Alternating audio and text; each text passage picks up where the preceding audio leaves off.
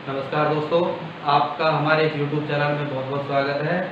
आप जैसा कि आप जानते हैं कि हमारी जो कोचिंग है एफसीआई बुर्जा, ये अलवर के एक छोटे से कस्बे बुर्जा में स्थित है। और इस क्लास में हमारे पास में काफ़ी बच्चे हैं, तो आप जो अदर बच्चे हैं वो भी अगर इस क्लास से जुड़ना चाहें तो आपस में जुड़ सकते हैं। और यहाँ पर जो है आरबीएससी एंड सीबीएसई से related math, science and English तीनों सब्जेक्ट की क्लासें लगाई जाएंगी। और 10th क्लास, 9th क्लास और 8th क्लास तीनों क्लासों की यहाँ पर मैथ, साइंस और इंग्लिश की क्लासेस लगाई जाएंगी। मैथ्स के लिए आपको पढ़ाएंगे जो कि मैं देवेंद्र कुमार वर्मा, साइंस आपको पढ़ाएंगे रोहतास सर, और इंग्लिश आपको पढ़ाएंगे राजेश जी एंड रियाजुद्दीन सर। तो आज हम स्टार्ट कर रहे हैं अपना पहला जो टॉपिक है वो हाइट एंड डिस्टेंस, जो आरबीएससी एंड सीबीएसई दोनों में कॉमन टॉपिक है, तो उसको अपन स्टार्ट करें। तो चलिए स्टार्ट करते हैं। हाइट एंड डिस्टेंस,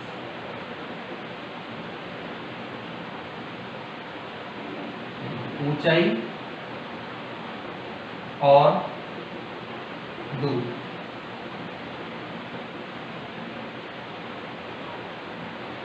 तो आप इसका पहले बेसिक समझ लीजिए। इसमें क्या होता है, दो प्रकार के एंगल होते हैं।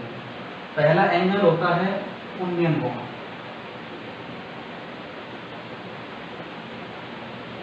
दूसरा एंगल होता है अवनमन कोण। ये एंगल समझना बहुत जरूरी है।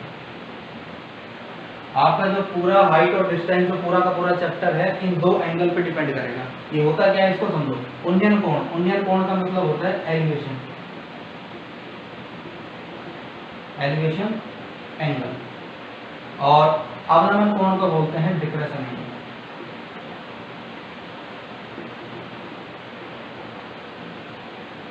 अब इन दोनों एंगलों के बारे में हम अलग अलग पढ़ते हैं। पहला है उन्नयन कोण। ये क्या होता है?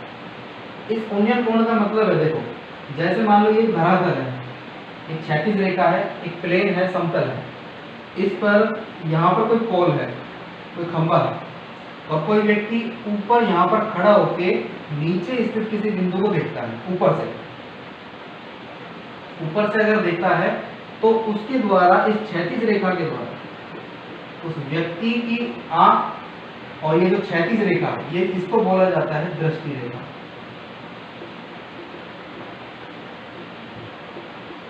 और ये जो नीचे वाली लाइन है इसको बोला जाता है क्षैतिज रेखा, यानी कि हॉरिजॉन्टल लाइन।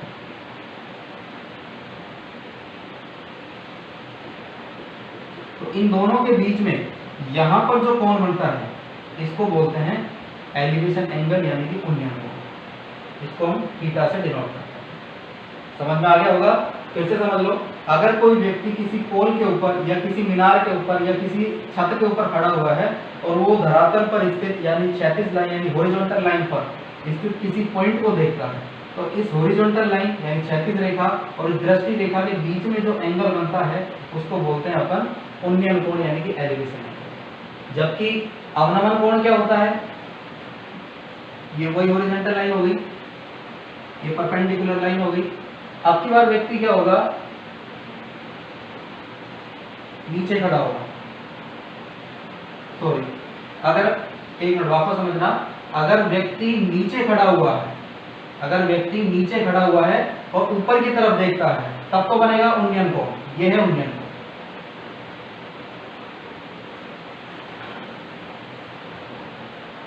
और अगर व्यक्ति ऊपर खड़ा हुआ है, अगर व्यक्ति यहाँ खड़ा हुआ है और नीचे की तरफ देखता है तो क्षैतिज रेखा अब की बार यहाँ बनेगी। अब यहाँ जो एंगल बनता है इसको बोला जाता है अवनमन कोण।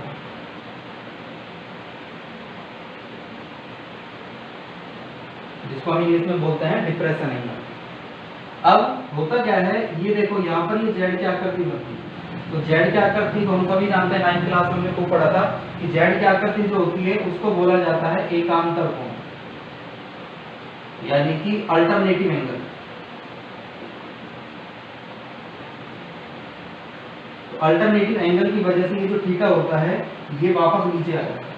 यानी कुल मिलाकर बात तो यही है कि क्वेश्चन को जब हम सॉल्व करेंगे तो चाहे एलिवेशन एंगल हो चाहे डिप्रेशन एंगल हो, एंगल हमेशा नीचे ही आएगा। कैलकुलेशन नीचे के हिसाब से होगी लेकिन अगर थ्योरी के हिसाब से समझा जाए तो अवनमन जो कोण होता है यानी कि डिप्रेशन एंगल जो होता है वो ऊपर बनता है, और उन्नयन कोण जो होता है, जो एलिवेशन एंगल होता है, वो नीचे बनता है।